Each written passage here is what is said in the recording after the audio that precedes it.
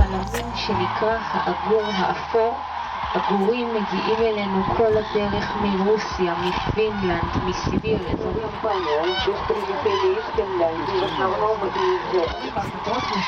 משפחות של הגורים. הגורים זה מין מאוד מאוד משפחתי. מה שמעניין שם, קודם כל זה שהזוג, בני הזוג הם זוג לכל החיים.